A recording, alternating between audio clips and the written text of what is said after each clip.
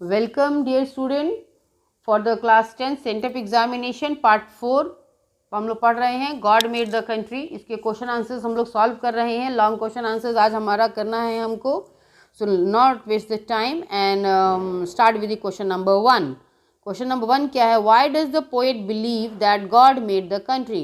कवि कहते हैं, कवि को ऐसा क्यों विश्वास है कि ईश्वर ने ही कंट्री का निर्माण किया। पर कंट्री से रिसेम्बलेंस जो है वो विलेज से है, गांव से है।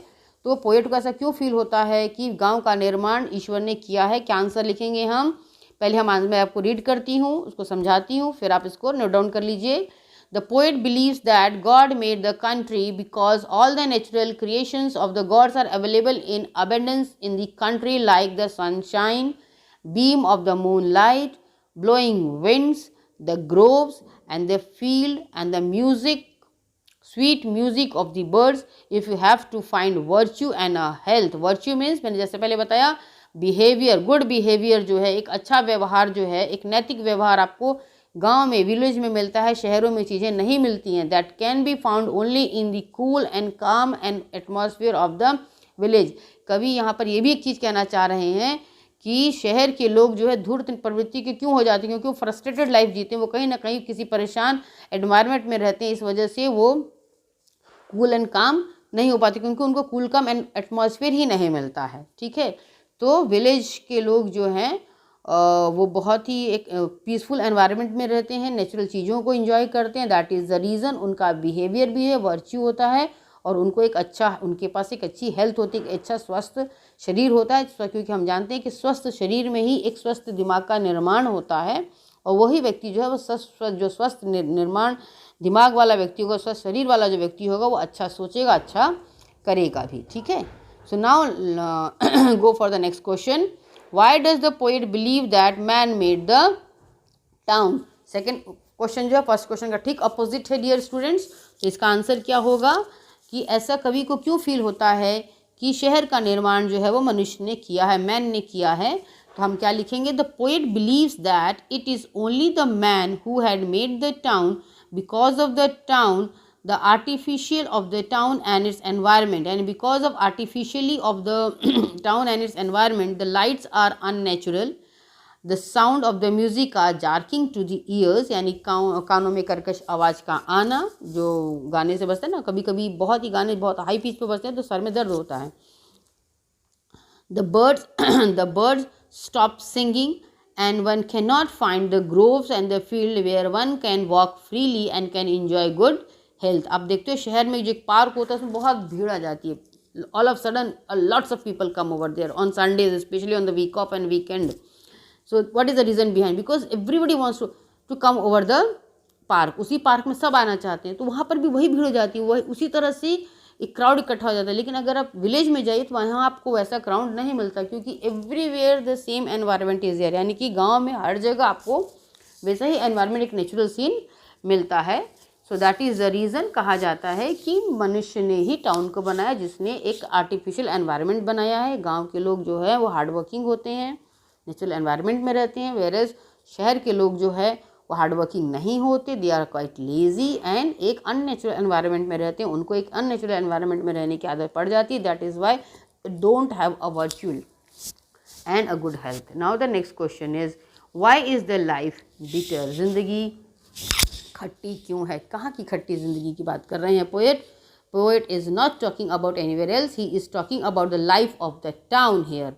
यानी पोएट के हैं अंदाज में हमको समझना होगा, कवि के कथन के अनुसार हम समझें तो life is bitter for some because they discard the nature and maintain an unnatural life in unnatural surrounding with everything artificial. They are away from the sun, the moon and natural air in a natural gift in the form of a trees, vegetarian and lovely song of the birds। क्या कहना है? इस answer को समझे। जिंदगी खट्टी है कहाँ की? शहरों की। Because they discard the natural environment, वो एक नेचुरल एनवायरनमेंट में रहते नहीं हैं, एक नेचुरल सराउंडिंग उनके पास नहीं, वो they are being living in an artificial life, एक आर्टिफिशियल सराउंडिंग में रहते हैं, एक आर्टिफिशियल एनवायरनमेंट में रहते हैं। वो एक नेचुरल ग्रोव को एंजॉय नहीं करते, उन्हें वेजिटेरियन वेजीज से ताल्लुकात नहीं है, and lovely song of the bird उन्हें नहीं मिलता। एक नेचुरल एनवायरनमेंट में रहने वाला सॉन्ग सुनने वाला सॉन्ग, गाने वाला सॉन्ग उन्हें नज़र सुनाई नहीं देता। That is the reason they have a bitter life.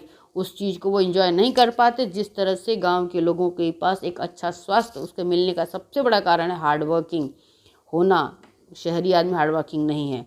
Village का आदमी को एक अच्छा हेल्थ मिलने का सबसे बड़ा रीज़न है कि उसको एक अच्छा एनवायरनमेंट मिलता है, एक नेचुरल एनवायरनमेंट मिलता है। वो नेचुरल एनवायरनमेंट शहर में नहीं है। ठीक है, so I hope you have understood. Now let's move toward the next question. What is the next question? What can make our life sweet? ठीक, क्वेश्चन नंबर 3 जो है वो क्वेश्चन नंबर 4 का अपोजिट है।